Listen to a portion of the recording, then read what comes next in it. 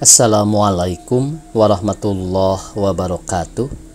Pemirsa di mana saja Anda berada, selamat berjumpa kembali dengan channel YouTube Dongeng Nusantara. Pada kesempatan ini saya Bang Elgi akan melanjutkan Si Kelincing dan Sepasang Terompah Nik Gasih bagian ketiga. Terima kasih kepada semua subscriber yang selalu setia mengikuti.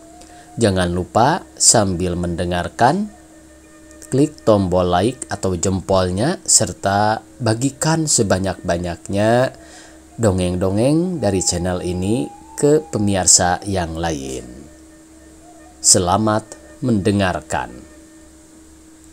Ya, aku telah melihat ikan hiu yang ganas itu. Maksud abang, apakah kita akan melemparkan si Kelincing ke situ? Sawiyah bertanya. Dan dengan penuh semangat ia mengajak abangnya itu segera melemparkan si Kelincing ke tengah-tengah kawanan ikan hiu yang ganas itu. Jangan, kata Ujang. Lalu bagaimana? Biar kubiarkan jalaku kesinding karang dekat ikan hiu itu. Kemudian jala ini kusangkutkan di arang. Setelah itu kita suruh si Kelincing menyelaminya. Kita bujuk-bujuk, tentu ia mau. Ia adalah anak yang senang disanjung-sanjung, kata Ujang menjelaskan. Bagus, laksanakanlah kak, pinta Sawiyah. Baiklah, kata Ujang seraya mengibarkan jalannya ke arah karang. Jala itu lalu disangkutkannya di sana. Nah, panggillah si Kelincing, katanya kepada Sawiyah. Lalu Sawiyah pun memanggil si Kelincing. Kelincing, Cing, mari ke sini. Cepat sedikit. Sekejap itu juga si Kelincing menghambur setelah mendengar namanya dipanggil. Dengan membelitkan kain selimutnya di pinggang, ia bergegas ke tempat kakak dan abang. Up, ya, hup, ya. Si Kelincing meloncat dari batu ke batu dengan lincah. Belum sampai 10 kali menghambur dan meloncat, ia pun telah berada di samping kedua saudaranya yang memanggil itu. Ada apa, kak? Ia bertanya. Itu, Sawiyah menjawab sambil menunjuk ke arah jala abangnya yang tersangkut di karang. Iya, Cing, jala Bang Ujang tersangkut di ujung batu. Abang tak sanggup menyelaminya. Apakah kau mau terjun membetulkan jala itu, Cing? Ujang minta bantuan adiknya dengan kata-kata yang lemah lembut, seperti ia betul-betul mengasihi adiknya itu. Oh, kalau hanya terjun ke laut sedalam air paras dada itik itu, percuma aku menjadi adik Bang Ujang. Bila aku tak sanggup melaksanakannya, sahut si Kelincing. Dan dengan tak menunggu perintah lebih lanjut lagi, ia pun terus menghambur ke laut. Bismillah, ya. Saat itu pula Sawiyah menggambit abangnya. Sebentar lagi ia akan mampus disambar hiu, katanya bernada geram. Dan tugas kita pun selesailah sudah, kata Ujang meneruskannya sambil menarik tangan Sawiyah untuk segera menghindari tempat itu. Moh, kita ke pantai untuk mengumpul kerang, katanya lagi.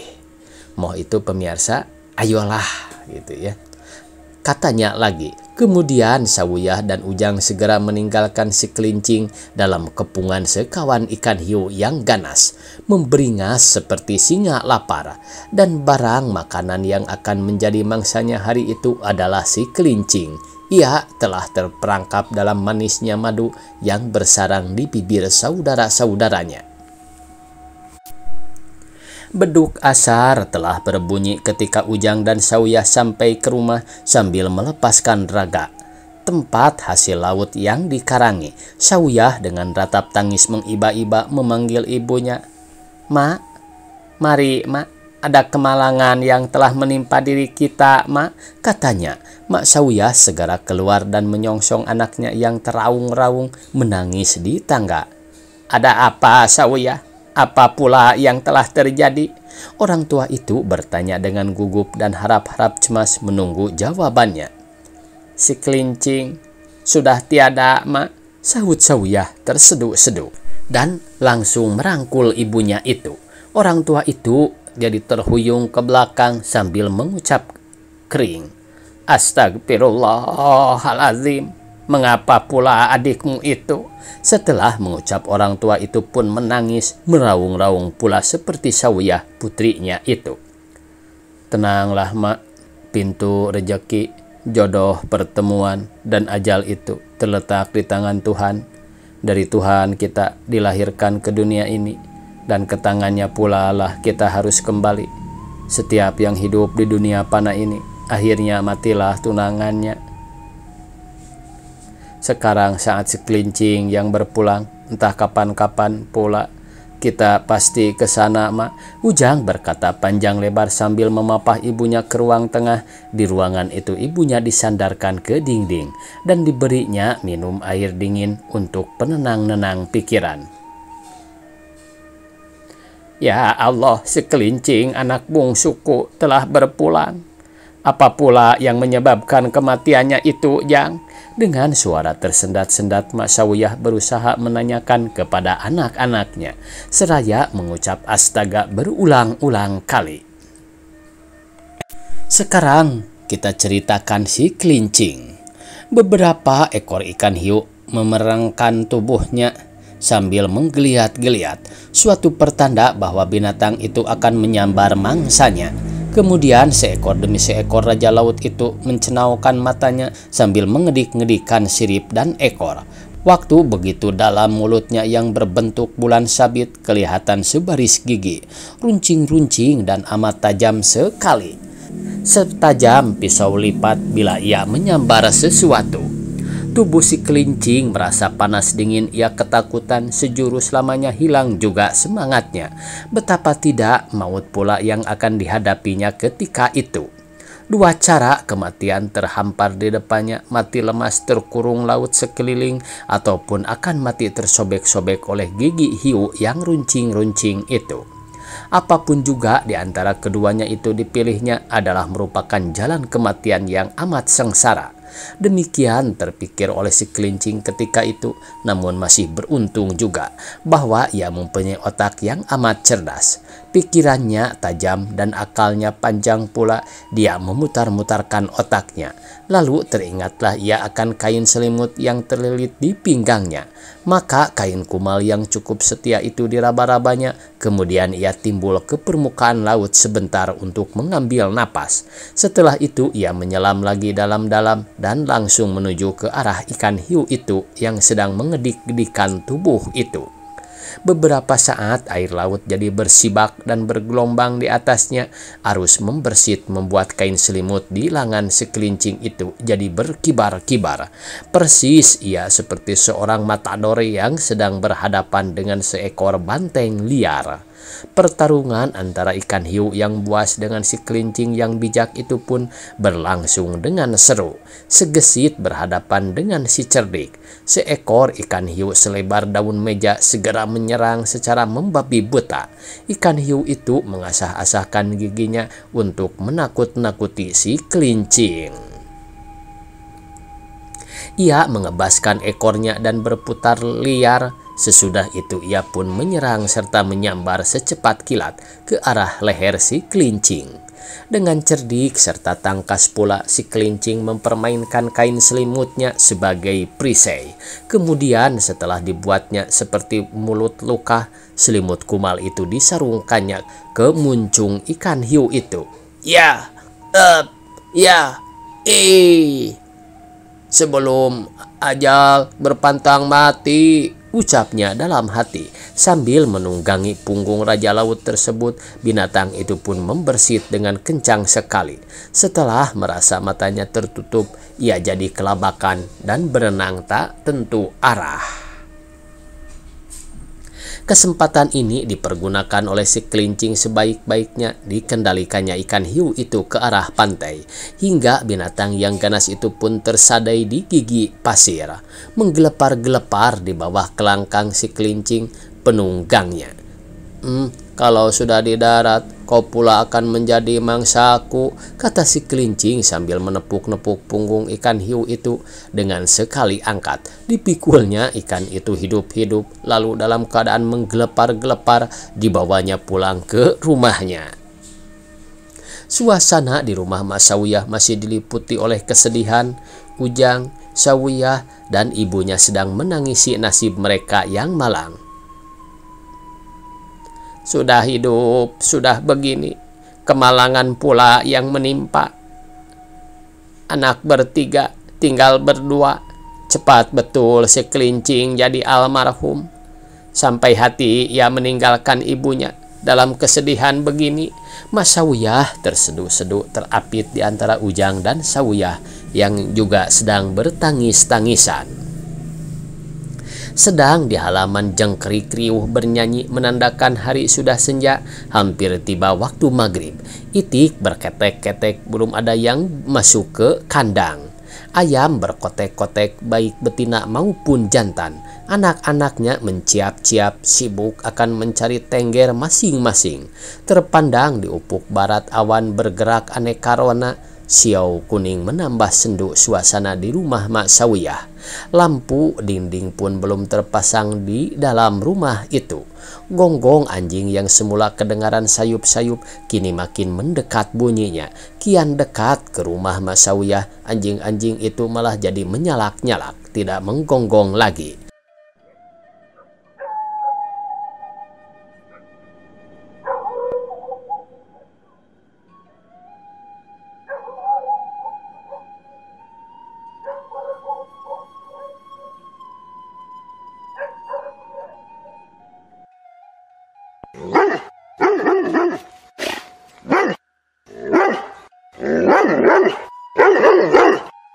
Suasana sendu dalam saat Sabolimo itu berubah menjadi suasana yang menyeramkan.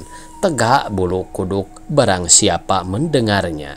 Nah, di sini pemirsa ada Sabolibo ya. Sabolibo yaitu sepak hari atau senja mulai gelap. Siau itu cahaya yang tidak memancar. Tiba-tiba Mak Sawiyah sekeluarga jadi terpana. Mereka anak beranak saling berpandangan ketiga-tiganya. Sama-sama terkejut karena salak anjing melengking-lengking dekat tangga dapur. Buka lawang, buka lawang. Mirip dengan suara Kelincing yang telah almarhum, suara yang tambah menyeramkan suasana di rumah Mak Sawiyah. Sawiyah merapatkan dirinya ke punggung Ujang, mukanya pucat, seperti ditoreh pun tak akan keluar darah lagi. Karena itu, tak seorang pun di antara mereka dua bersaudara yang berani membuka pintu. Sedang dari arah pintu dapur itu, suara seperti Kelincing minta bukakan pintu kian bertalu-talu. Buka lawang, buka lawang. Suara yang berulang-ulang itu berlomba-lomba dengan salak anjing yang makin menjadi-jadi pula. Seperti antara keduanya itu ada sesuatu yang diperebutkannya. Buka lawang, buka. Oh, bunyi suara si Kelincing, seru Mak Sawiyah antara sadar dengan tidak, tersentak dari lamunannya yang tak menentu. Beliau tak menoleh ke kiri ke kanan lagi, ia terus saja berlari-lari menuju ke pintu dapur. Dengan gemetar dan harap-harap cemas pintu itu dibukakannya tak bertempoh. Klebam! Seekor ikan hiu sebesar sapi terlempar ke dalam. Setelah daun pintu itu terbuka, menggelepar-gelepar hingga ke bawah dapur. Dengan terengah-engah si Kelincing mengejutkan ketakjuban ibunya. Mak, itulah hasil Kelincing berkarang hari ini. Karena kuat makan, maka Kelincing tangkap ikan hiu sebesar sapi jantan itu. Mungkin cukup untuk lauk pauk kita dalam beberapa pekan, katanya sambil membelai-belai pundak ibunya, karena dilihatnya orang tua itu terpukau dan mematung saja sedari tadi. Kau anakku Kelincing. Mas Sawiyah tergagap-gagap seperti berkata dalam mimpi. Iyalah, siapa lagi Mak kalau bukan si Kelincing, anak bungsu emak, katanya sambil menyeka keringat di keningnya. Kau masih hidup anakku. Mas Sawiyah seperti kurang percaya sebab dalam pikirnya si Kelincing memang sudah betul-betul mati tertelan ikan hiu. Ah, Mak ini meracau-racau saja. katanya acuh tak acuh, dan langsung menuju ke ruang tengah membuka tudung saji. Karena ia betul-betul kelaparan hari itu, ia pun makan tanpa ambil pusing dengan keadaan sekitarnya lagi. Dan karena badannya terasa amat penat lantaran hampir sehari penuh bergumul mati-matian dengan ikan hiu siang tadi, maka ia lekas sekali pergi tidur. Setelah selesai makan, ia tak banyak berbicara lagi. Cuma sekali-kali kedengaran ikan hiu di bawah dapur menggelepar-gelepar dengan gaduhnya. Namun lebih gaduh lagi perasaan yang berkecamuk di hati Ujang dan Sawiyah, berperang antara rasa dendam dengan perasaan takut yang mendalam. Purnama penuh baru saja bangkit. Alam sekitar desa Munong terasa benderang, ombak kedengaran mendaduh menggulung ujung karang. Pasir pantai Cemaga kelihatan putih terbentang lurus sejauh mata memandang. Sambil menikmati suasana terang bulan itu, Ujang dan Sawiyah asik bercakap-cakap. Mereka sengaja menghibur diri untuk menyembunyikan kegelisahan di hati masing-masing. Setiap saat tidak cukup persediaan makanan, itulah masa suram yang menggoncangkan iman mereka. Kalau si Kelincing masih juga terus hidup, bukan cuma makan saja tidak cukup, untuk sekedar hidup saja pun kita payah, kata Ujang sambil mengeluh menerawang-nerawang masa depannya.